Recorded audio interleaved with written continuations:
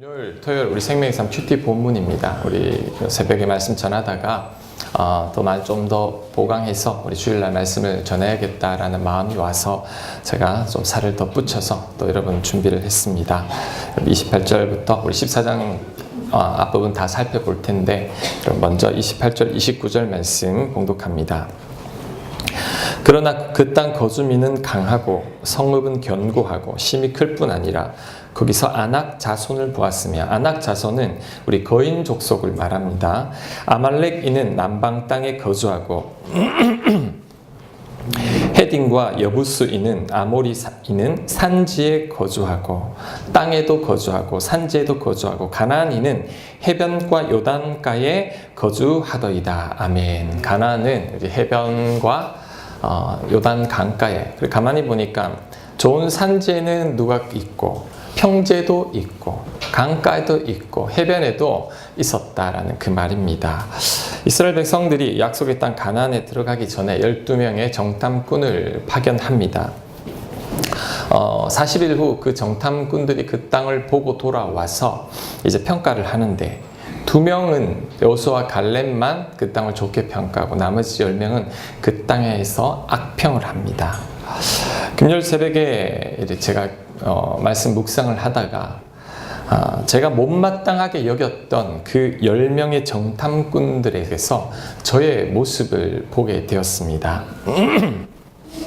저도 이 개척할 때 어디서 개척해야 될지를 몰라가지고 그때는 이 장소가 정해지지 않았을 때죠. 제가 정탐하러 다녔습니다. 한 매일매일은 아니었지만 진짜 거의 한 40일에 걸쳐서 한 달 넘게 이렇게 다녔는데 처음엔 저기 분당으로 갔었습니다. 분당, 용인, 광교, 경기도 광주, 하남, 그다음에 이쪽도 와보고 그다음에 파주까지 쫙 다 살폈었습니다. 저는 가면요, 하나님께서 이렇게 개척할 마음을 주셨으니까 이렇게 정말 좋은 곳을 딱 이렇게 예비되어 있을 줄 알았습니다. 근데 막상 가보니까 정말 좋다 싶은 곳은 이미 기존의 교회들이 다 자리를 잡고 있었습니다. 그리고 이곳은 좋은데 왜 교회가 없을까 싶으면 이제 월세가 엄청나게 비쌌습니다. 다른 목사님들 눈에도 좋은 곳이 저랑 똑같다라는 거죠. 그리고 이것은 정말 괜찮다 싶으면 이제 그곳에는 아낙 자손이 살고 있었습니다. 누구냐? 대형 교회들이, 큰 교회들이 자리 잡고 있어가지고 제가 그 근처로 갈 엄두가 안 납니다. 28절, 29절 이 이스라엘 백성들의 고백이 제 고백이나 똑같죠. 산지에 가도 있고 평지에 가도 있고 해변가에 가도 있고 강가에 가도 있고 내가 도저히 발붙일 곳이 없구나. 제 결론입니다.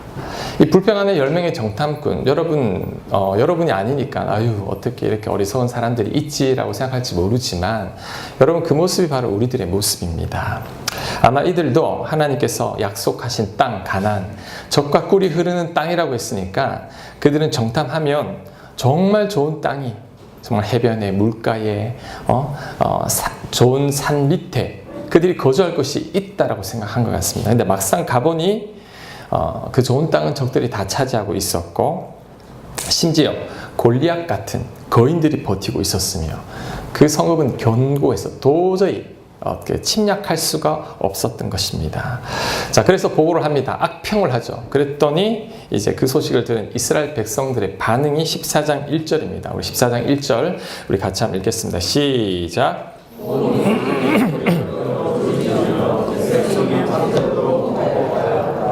아멘. 그 소리를 듣자마자 이제 백성들이 밤새도록 통곡했죠. 저도 그랬습니다. 이제 한 달 넘게 쭉 다니고 이제 교회로 돌아와서 이제 밤새도록은 아니지만 교회 아무도 없는 구석진 곳에 가서 혼자 막 엉엉 울었습니다. 할 곳이 없습니다. 어디서 개척해야 될지를 모르겠습니다. 정말 답답했습니다. 그때 제가 하나님께 불평하기 시작했습니다. 개척 못하겠습니다. 저는 안 하겠습니다. 그리고 담임 목사님을 원망했습니다. 왜? 목사님이 저보고 자꾸 개척하라고 했거든요. 그러니까 괜히 개척하라고 말을 하셔가지고 그리고 아내와 아이들 고생시킬 것만 같은 거예요. 야, 이제 어떡하나 우리 애들 제 아내 엄청 고생시킬 것 같고 게다가 이제 막 후회가 되기 시작합니다. 아, 예전에 그 교회에서 이제 설교하러 갔을 때 그 교회에서 물어볼 때 차라리 그 교회 간다 그럴 걸. 내가 왜 그랬나? 막 후회가 되기 시작하고 화가 나고 막 그랬죠. 자, 그런데 저의 심정이 2절과 3절 이제 2절, 3절, 4절에 그대로 나옵니다. 자, 한번 읽어보겠습니다. 이스라엘 자손이 다 모세와 아론을 원망하며 똑같이 원망하고 있죠. 온 회중이 그들에게 이르되 우리가 애굽 땅에서 죽었거나 이 광야에서 죽었으면 좋았을 것을 후회하고 있습니다. 괜히 따라 나왔다고 모세를. 3절 어찌하여 여호와가 우리를 그 땅으로 인도하여 칼에 쓰러지게 하려 하는가? 우리 처자가 사로잡히리니 자식들 처를 걱정하고 있습니다.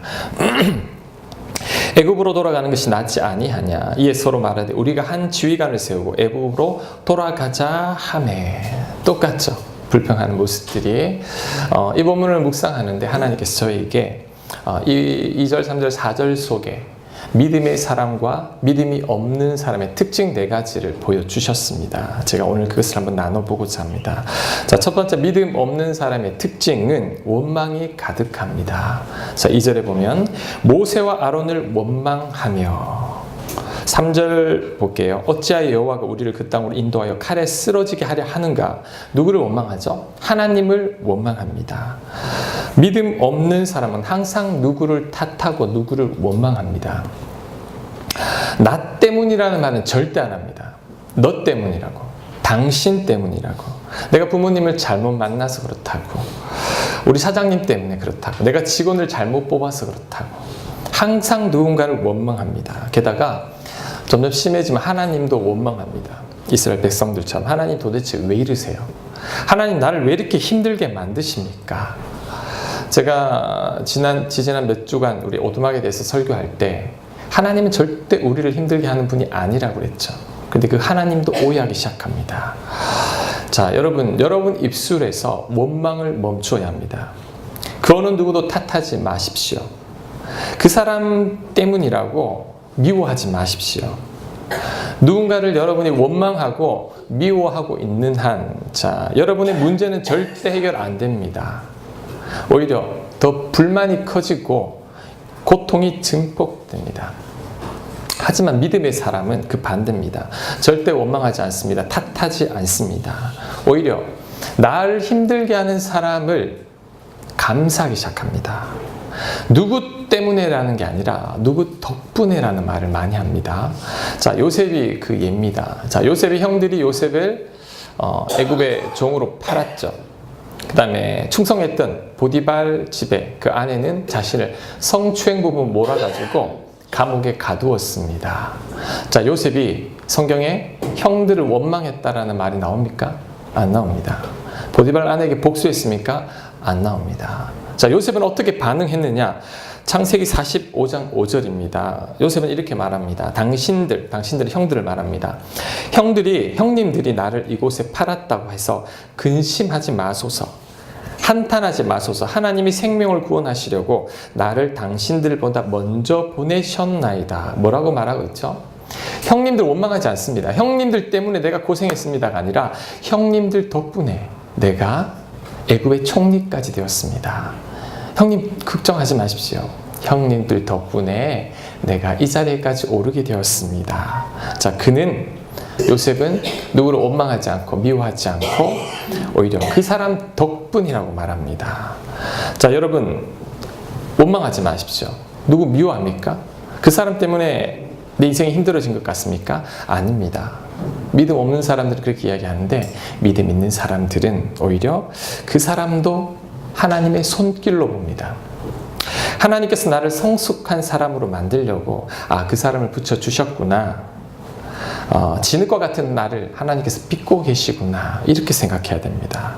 그리고 나를 하나님께서 거룩한 자녀로 만들고 계시는구나 라고 생각하고 이제 감사하고 이제 그 사람 덕분이라고 마음속으로 생각하면 됩니다. 그때 정말로 나에게 하나님의 은혜가 임합니다. 그때 깨닫게 됩니다. 아하, 그 사람이 축복의 통로였구나. 그것을 깨닫게 됩니다. 그 사람 하나님께서 만나게 하신 최고의 사람이라는 것, 그때 깨닫게 됩니다. 여러분, 제가 짧지만 지난 인생 돌아볼 때 저를 정말 힘들게 한 사람, 그 사람 때문에 예수는 믿었습니다. 저를 힘들게 했던 여러분들이 있었는데 그분들 때문에 제가 훈련받고 연단받아서 지금 이 자리에 서서 이렇게 말씀을 전할 수 있게 된 것입니다. 그래서 여러분, 특별히 여러분 옆에 혹시 남편이나 우리 아내분이 앉아 계시다면 이렇게 한번 말해 보십시오. 당신은 하나님께서 만나게 하신 최고의 사람입니다. 마음속으로만. 이렇게 정말입니다. 하나님의 하시는 일은 다 그런 거예요. 하나님은 절대로 우리를 괴롭게 하고 막 그런 분이 아니라는 거죠. 자, 두 번째 믿음 없는 사람은 특징이 뭐냐면 늘 후회합니다. 후회. 자, 2절 말씀 한번 볼게요. 2절. 이스라엘 자손이 다 모세와 아론을 원망하며 온 회중이 그들에게 이르되 우리가 애굽 땅에서 죽었거나 이 광야에서 죽었으면 좋았을 것을. 자, 지금 이스라엘 백성들이 뭐라고 하죠? 괜히 모세 따라왔다는 거죠. 모세만 따라오지 않고 애굽에 있었더라면, 차라리 광야에서 죽었더라면 이 고생하지 않을 건데 라고 이야기합니다. 불신의 사람은 현재를 살지 못합니다. 늘 과거에 붙들려서 과거에 대한 후회만 가득하죠. 그때 그 사람만 만나지 않았어도, 그때 그것을 선택하지만 않았어도, 내가 그때 그곳에 투자하지만 말았어도 늘 과거에 대한 후회만 붙들려 있습니다. 하지만 믿음의 사람은 과거에 붙들려 있는 사람이 아닙니다. 믿음의 사람은 이전 것은 지나갔으니 새 것이 되었고 과거에 나에게 좋지 않은 것도 결국 나에게 잘 될 것이라는 것을 믿는 사람이죠. 성경은 이것을 합력하여 선을 이루신 하나님을 믿는 거라고 합니다. 자, 로마서 8장 28절에 우리 공동번역 개정판에 이 번역을 참 잘한 것 같아서 제가 인용을 했습니다. 제가 읽겠습니다. 하나님의 계획을 따라 부르심을 받은 사람들에게는 모든 일이 서로 작용해서, 자, 이 모든 일은 좋은 일, 나쁜 일 다 함께 작용해서 좋은 결과를 이룬다는 것을 우리는 압니다. 그 말입니다. 그래서 여러분이 인생에 좋은 일, 나쁜 일, 좋은 사람, 나쁜 사람, 자, 그 모든 일들이 작용해서 하나님은 결국은 여러분을 선하게 만드신다라는 거죠. 믿음의 사람은 그것을 믿고 하나님께 감사하는 사람인데, 하나님을 신뢰하지 못하는 사람은 좋은 사람 만날 때만 좋아하고 좋은 일 생길 때만 감사하지, 나를 힘들게 하고 내 원대로 되지 않은 일들이 생기면 그만 하나님을 불평하고 원망하고 후회하기 시작합니다. 내가 예전에 그 사람만 만나지 않았더라면, 그 일만 아니었더라면 내가 이렇게 되지 않았을 텐데, 그러면서 현재를 놓치고 인생을 낭비하게 된다라는 것이죠. 속담에 이런 속담이 있죠. 엎어진 물이다. 자, 되돌릴 수 없다라는 게 아닙니다. 엎어진 물이라면, 자, 믿음의 사람은 물이 엎어지면 다시 닦고 다시 물을 채우는 사람입니다. 자, 그리고 엎어진 물을 교훈 삼아 다시는 물이 엎어지지 않도록 조심하는 사람이죠. 그래서 믿음의 사람은 실패한 과거에 붙들려 있는 사람이 아닙니다. 과거는 과거일 뿐, 그 실패를 통해 다시 일어나는 사람이죠. 실패를 교훈 삼아서 다시는 같은 실수를 반복하지 않으리라 결심하는 사람입니다. 그리고 믿음의 사람은 모든 일이 작용해서, 자, 여러분에게 정말 있고 싶은 그 일마저도 결국엔 여러분을 선하게 작용할 것을 믿어야 합니다. 실제로 하나님은 그 모든 일들을 작용해서 지금의 저와 여러분을 가장 선하게 만드십니다. 전화위복이죠. 하나님은 전부 전화위복입니다. 어떤 화든지 선하게 만들어 가시는 분이죠. 이제 그 하나님을 신뢰하고 믿을 때 더 이상 과거의 후회에 붙들려 있지 않게 됩니다. 여러분, 과거에 붙들려 있지 마십시오. 지나간 것은 끝입니다. 이제 하나님께서 그 일들을 통해 여러분들을 더 정금과 같은 사람으로 빚어 가실 겁니다. 세 번째, 믿음 없는 사람은 내일에 대해서 염려하며 잘못된 생각에 붙들려 있습니다. 자, 지금 이스라엘 백성들의 염려가 무엇인지 한번 살펴보겠습니다. 3절. 어찌하여 여호와가 우리를 그 땅으로 인도하여 칼에 쓰러지게 하려 하는가? 우리 처자가 사로잡히리니. 이스라엘 백성들의 염려는 이제 칼에 죽는다라는 거죠. 그리고 처자식들이 다 적들에게 사로잡힌다라는 것입니다. 이것이 이들의 염려인데, 여러분, 쓸데없는 걱정하고 있죠. 실제로 막상 하나님께서 가나안 땅에 이스라엘 백성들을 들어가게 했을 때, 전쟁이 있을 때 소리만 질러도 여리고성이 무너졌습니다. 하늘의 해와 달이 멈췄습니다. 하늘에서 우박이 떨어져서 적들을 다 죽였습니다. 자, 이스라엘 백성들은 칼에 죽지도 않았고 처자식들을 사로잡히지도 않았습니다. 자, 그런데 이스라엘 백성들은 쓸데없는 걱정을 하고 있죠. 염려하고 있죠. 자, 그리고 이들은 또한 잘못된 생각에 빠져 있습니다. 어떤 생각? 3절 보면 어찌하여 여호와가 우리를 그 땅으로 인도하여 칼에 쓰러지게 하려 하는가. 이스라엘 백성들은 뭐라고 하냐면 하나님이 우리를 그곳으로 인도해서 죽게 만든다라고 생각하고 있는 거죠. 이게 정말 잘못된 생각이죠. 하나님이 그들을 칼에 찔려 죽게 하려는 게 아니죠. 오히려 구원하려는 건데 그들이 잘못 생각하고 있죠. 제가 예전에 설교할 때 우리 소설을 쓰지 말라고 했죠. 잘못된 소설을. 지금 이스라엘 백성들은 비극적인 소설을 쓰고 있습니다. 자기들이 망하게 되었다는 것. 자, 여러분 저를 한번 보십시오. 여러분이 염려가 몰려올 때, 여러분이 걱정될 때, 그때는 생각을 멈춰야 합니다. 왜? 여러분이 걱정하고 염려하고 있을 때는 그때 여러분이 생각하는 그 모든 생각들은 다 잘못된 생각입니다. 생각을 멈춰야 합니다. 그 다음에 자, 말도 안 하는 게 좋습니다. 여러분이 분노하고 염려 가운데 있을 때 여러분이 내뱉는 말들은 다 나쁜 말들만 나옵니다. 주변 사람들을 찌르고 상처 주게 됩니다. 그때는 여러분 선택도 하면 안 됩니다. 여러분이 지금 올바른 선택할 수가 없습니다. 왜? 나쁜 생각들이 나를 휘어잡고 있기 때문에. 그리고 행하지도 않아야 됩니다. 그냥 조용히 있는 게 제일 좋습니다. 하나님 앞에 기도하며 하나님의 뜻을 구할 때 하나님 내 생각을 바꿔주는 것입니다. 특히 여러분 잘못된 생각에 붙들려 있으면 얼마나 고통스러운지 모릅니다. 그 잘못된 생각이 우울증을 일으킵니다. 우울증이 뭐냐? 잘못된 생각에 붙들려서 괴로워하는 거죠. 이제 그 생각들이 더 발전하면 자살까지 생각합니다. 사람들이 여러분 왜 자살하는지 아십니까? 누가 괴롭혀서요? 환경이 너무 힘들어서? 아니죠. 잘못된 생각이 자살하게 합니다. 아무도 나를 사랑하지 않아. 난 홀로야. 난 형편없는 사람이야. 차라리 태어나지 말았어야 했는데 남은 인생 이렇게 살 바야 죽는 게 낫지.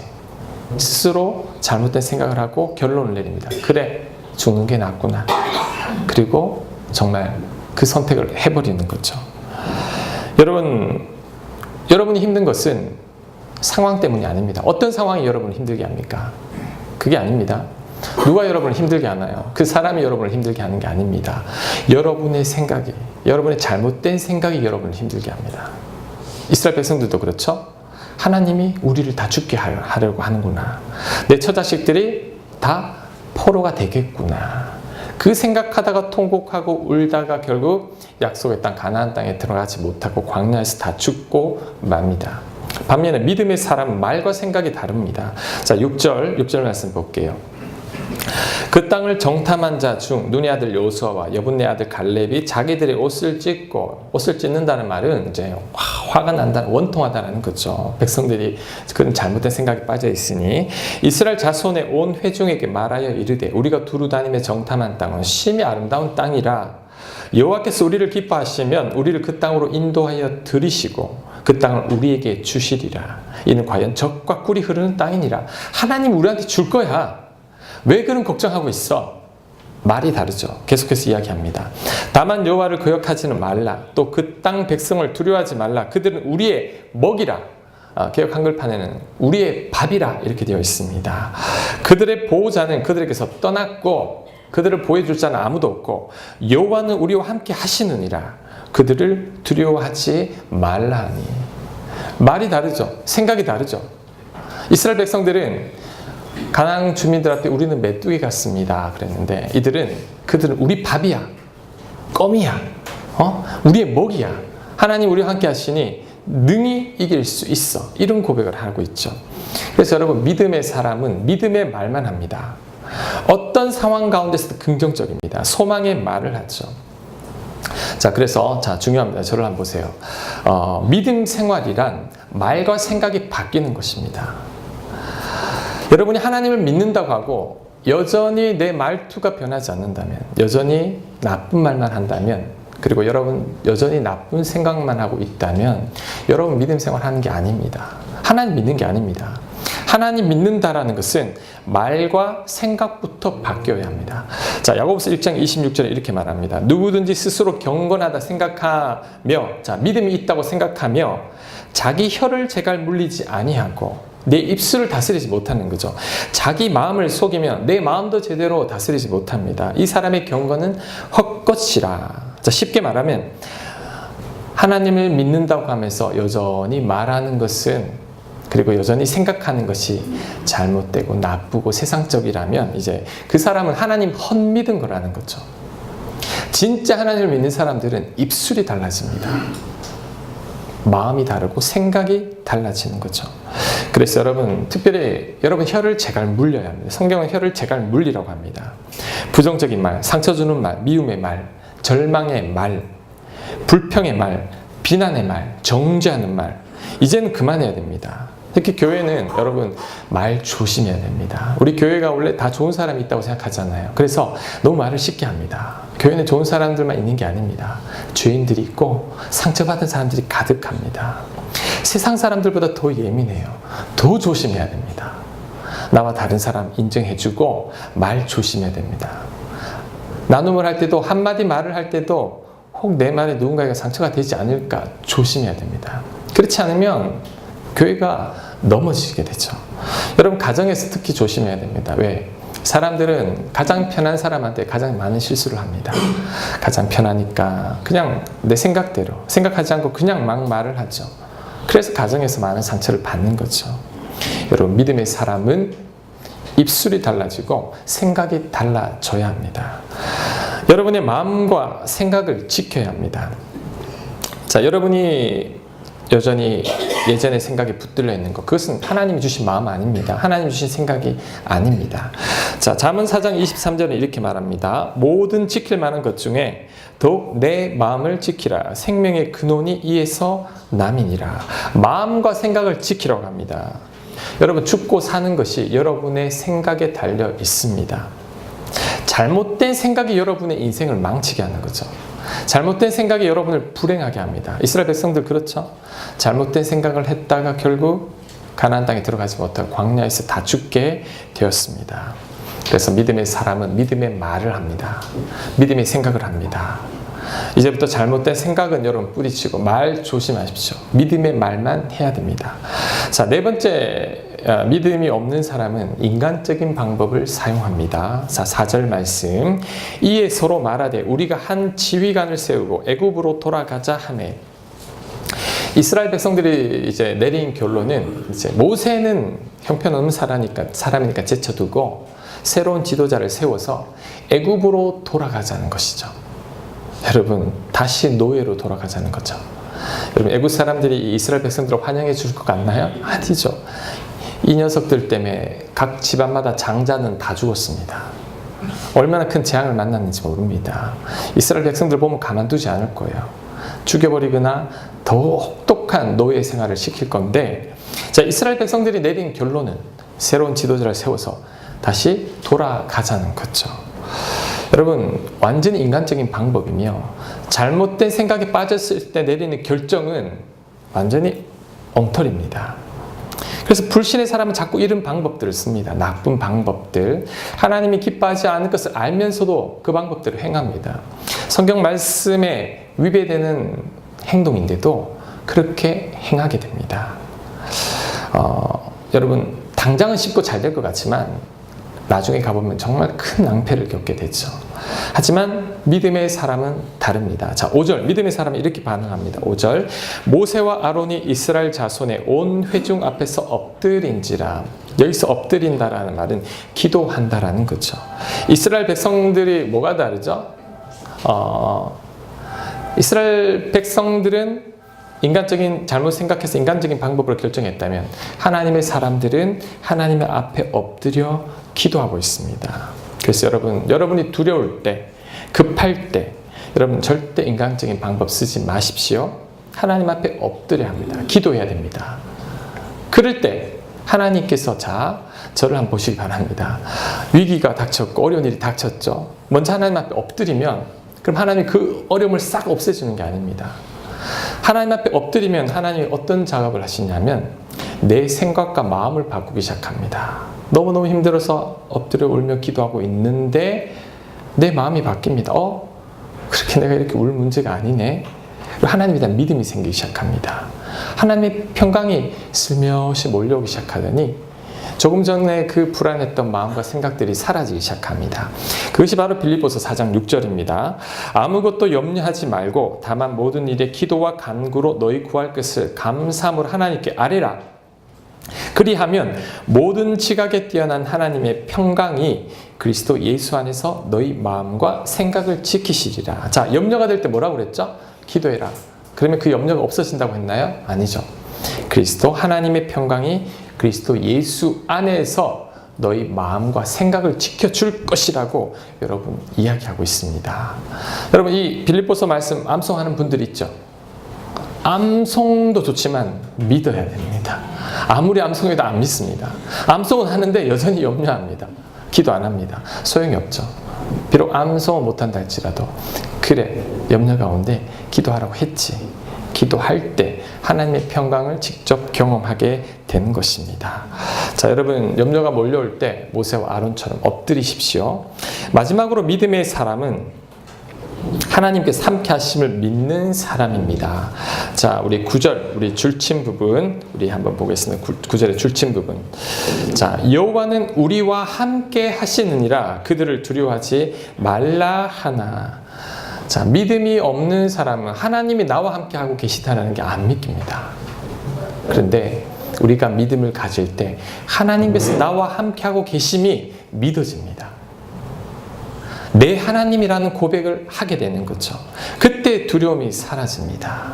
여호수아와 갈렙은 하나님이 나와 함께 하고 있다라고 고백하고 있기 때문에 그들은 우리 밥이다, 우리 먹이다, 우리가 그 땅을 능히 정복할 수 있다라고 이야기하는 겁니다. 제가 개척했을 곳을 찾다가 못 찾아서 이제 한 달 지나서 포기하고 제가 현실에 제가 너무 무너졌었습니다. 제가 두려움에 빠진 정탐꾼 같았죠. 제가 정탐한 땅은 전부 견고한 성읍이었고 안악 자손들이 딱 버티고 있었습니다. 제가 포기하는 마음으로 이제 막 울며 기도하고 하나님 앞에 부르짖을 때, 자, 하나님께 저 마음에 이런 감동을 주셨어요. 낮에는 구름 기둥으로, 밤에는 불 기둥으로 내가 너 앞서가며 너와 함께 하겠다. 다른 감동이 아니에요. 성경 말씀을 통해 감동을 주시는데 하나님께서 내가 너와 함께 하겠다. 걱정하지 마라. 그거 외에는 아무런 어떤 감동을 받지 못했습니다. 그때 용기가 생겼고 그때 이곳을 보게 됐고 이곳에서 교회를 시작하게 되었는데 한 2달 전쯤인가 제가 주님은 산 같아서라는 그 찬양을 이렇게 수요 예배 때인가 처음 불렀는데 그 찬양 가사를 딱 듣는데 꼭 나의 고백 같았습니다. 주님은 산 같아서. 여러분 산은 도망가지 않습니다. 여전히 언제나 그 자리에 있죠. 그런데 우리가 그것을 깨닫지 못하는 거죠. 하나님은 제가 가장 힘든 순간에도 나와 함께 있었고 나와 함께 하셨는데 이제 내가 그것을 깨닫지 못했던 거죠. 잠깐만 조금 이따가 할게요. 그것을 깨닫고 나니 믿음이 생겼고 이곳까지 오게 되었다라는 거죠. 자, 우리 그 찬양 가사가 우리 뒷면에 있는데 우리 가사 한번 볼게요. 우리 안개가 제가 한번 보겠습니다. 안개가 날 가리워 내 믿음 흔들리려 할 때 정말 그랬죠. 와, 정탐하니까 안개가 쫙 깔린 것 같아서 한치 앞이 안 보였습니다. 믿음도 흔들리고 자, 나 주님께 나아가네. 주님은 산 같아서 여전히 그 자리에 계셔. 눈을 들면 보이리라 날 위한 그 사랑. 자, 주님은 산 같다고 여전히 그 자리에 계셨다라는 거죠. 그 다음 눈을 들면 보이리라. 자, 시편 말씀 생각났습니다. 내가 산을 향하여 눈을 들리라. 나의 도움이 어디서 올꼬. 나의 도움이 천지를 지신 여호와에게서로다. 산을 보니 하나님의 도움이 있었죠. 주는 나의 도움이시며 정말 주는 나의 도움이었습니다. 주의 계획, 저를 향한 계획 영원했습니다. 주님께서 날 이끄시며 주님께서 날 이끄시며 정말 이끄셨고 주가 항상 함께 하시네. 정말 함께 하셨죠. 그 사랑 믿고 믿음으로 순종의 예배를 드렸더니 자, 이 자리까지 오게 되었서 지난주 특송할 때 주님은 산 같아서라는 우리 찬양을 우리 전도사님과 같이 불렀습니다. 여러분, 산 같은 주님이 여러분과 함께 하심을 믿고 여러분 나아가십시오. 자, 하나님께서 여러분에게 은혜를 베풀어 주실 것입니다. 정말 주님은 우리의 도움이요. 주님은 산 같은 분이십니다. 하나님께서 여러분과 늘 함께하고 계십니다. 하나님은 산처럼 떡하니 버티고 있는데 문제가 뭐냐? 우리가 믿음이 없어서 그 옆에 계신 하나님을 보지 못한다라는 거죠. 근데 여러분, 하나님은 산처럼 언제나 여러분 곁에 계십니다. 여러분을 돕고 계시는 거죠. 여러분을 너무 사랑하셔서 그 아들을 주셨으며 예수님이 여러분 너무 사랑하셔서 당신의 목숨과 여러분을 바꿀 만큼 그렇게 사랑하셨습니다. 그래서 여러분, 세상 끝날까지 우리 산 같은 주님이 여러분과 늘 함께 계시다는 것 여러분 절대 잊지 마시고 그 하나님께 시선을 고정하고 자, 오늘 이후로 힘들 때 염려가 될 때 두려울 때 어떻게 해야 되냐? 밖으로 나가서 산을 쳐다보십시오. 주님은 산 같아서 여전히 날 도우시는 분이셔. 나와 함께 하셔. 나 걱정하지 않을래. 나 염려하지 않을래. 그리고 기도할 때 주님의 평강이 여러분을 꽉 차지해 버릴 겁니다. 오늘 이후로 믿음을 가지고 함께 하시는 그 하나님 의지하며 살아가는 저와 여러분들 되시길 바랍니다. 그 어떤 환난과 두려움도 여러분을 꺾지 못할 것입니다. 우리 다 함께 일어나서 우리 주님은 산 같아서 우리 같이 한번 찬양을 했으면 좋겠습니다.